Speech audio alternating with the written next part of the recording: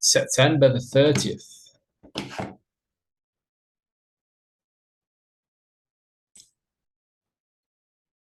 You can't touch me. If you lay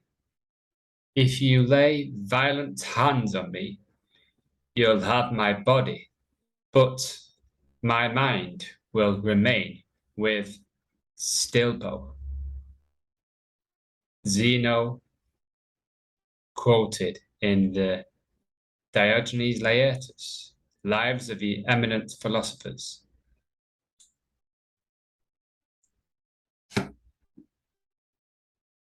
You can't touch me. If you lay violent hands on me, you'll have my body, but my mind will remain with stillpo.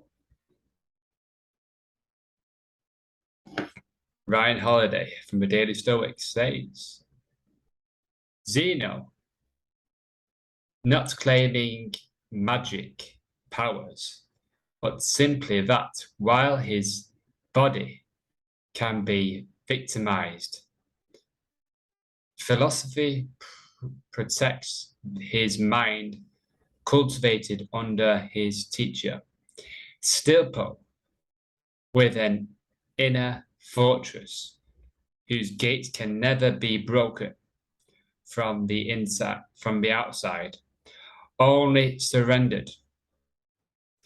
Look at Rubin, Hurricane Carter, the boxer, wrongly convicted of homicide, who spent nearly 20 years in prison. He would say, I don't acknowledge the existence of the prison. It doesn't exist for me. Of course, the prison literally existed, and he was physically inside it, but that he refused to let his mind be contained by it. That's a power that you have too.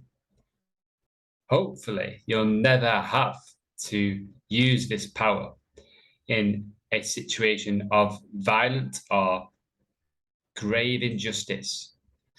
However, in the midst of any and every kind of adversity, it is there, no matter what's happened, what's happening to your body, no matter what the outside world inflicts on you, your mind can remain philosophical. It's still yours. It's untouchable, and away then, so are you. In a way then, so are you. Zeno.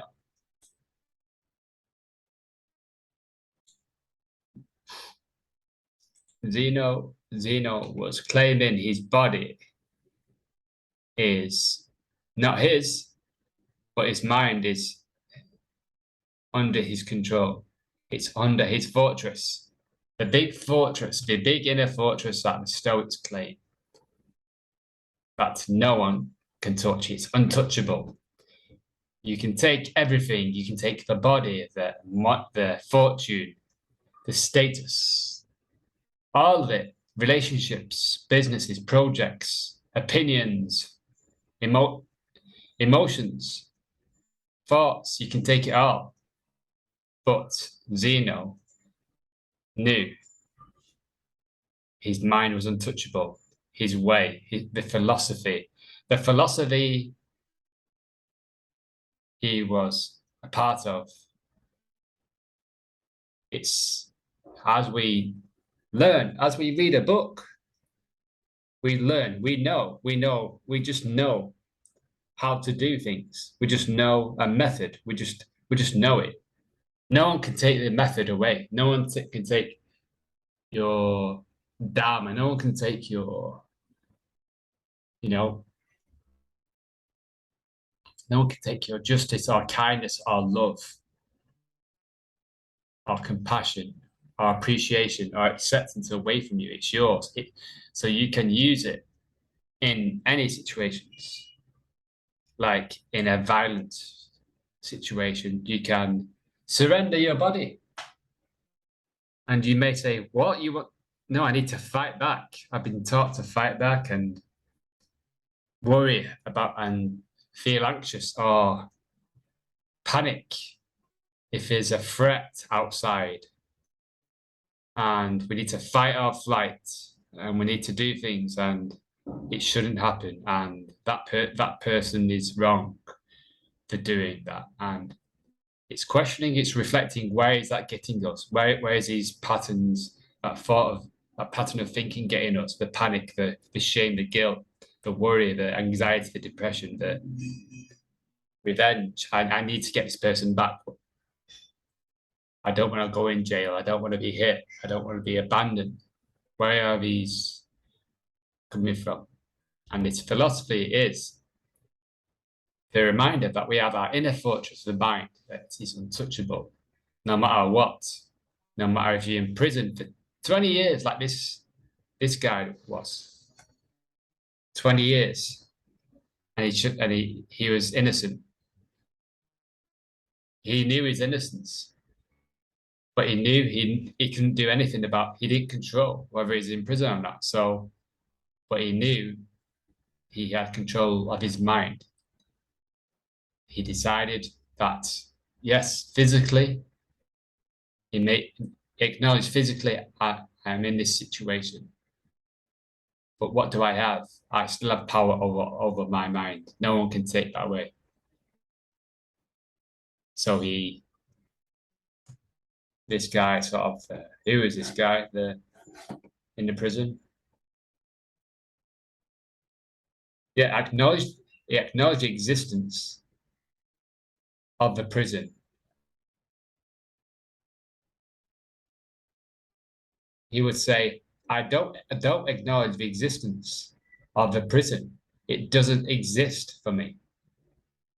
Of course, the prison literally existed, and it was physically inside of it. But he refused to let his mind be contained in it. So our bodies can be in a situation, our bodies can be in prison. Our bodies can feel like, oh, I don't have enough money. I don't have I don't have the right for what the person I want in bed. I don't have enough followers. These are sort of superficial things that the body is served, the ego is served by these outside things, these external things. So we can reflect on that and we can go within and we can actually, what do I think about that? What is the truth around that? Do I control those things? Money, relationships. What do I control? Am I going to be imprisoned? Am I going to let myself be imprisoned by all these external events? And if I don't, if I don't surrender, what is going to happen? What is likely to happen?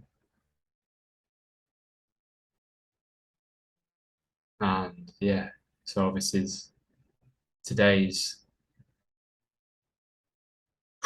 that we have, no matter what we have, our mind. And for some people who just need something to worry about to keep them going, need that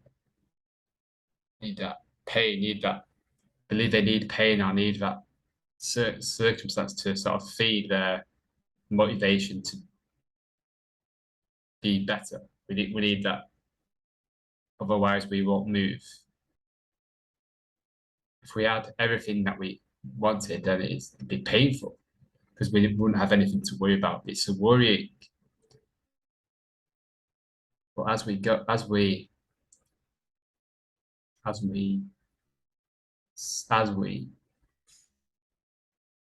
build philosophical boundaries and fortresses, we can go to them.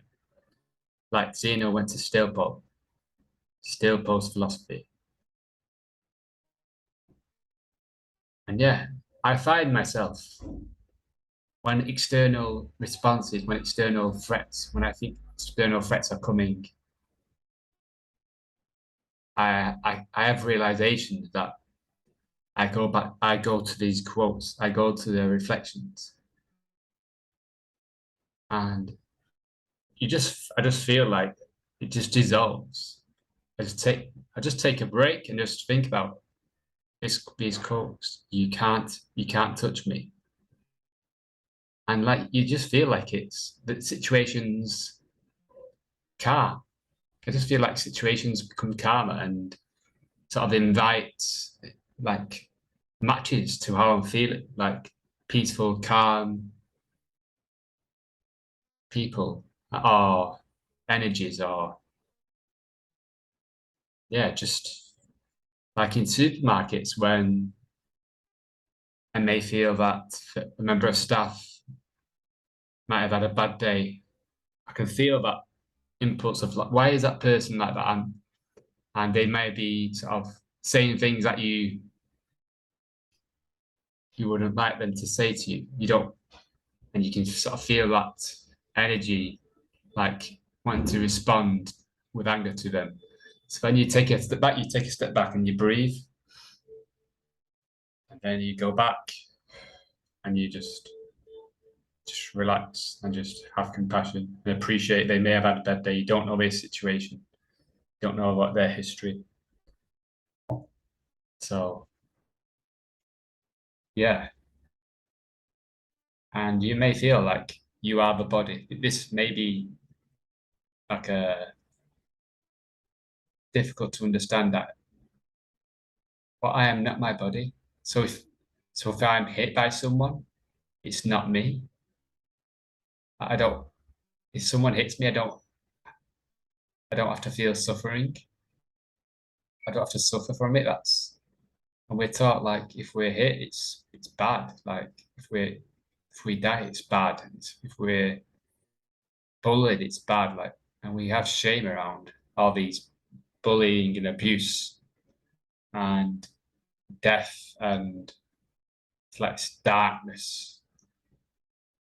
But and it's all just primed. It's all training. It's all ways to keep us in a certain illusion that the fortress is out there. You need the safety is out there, and you need to do things out there to keep safe.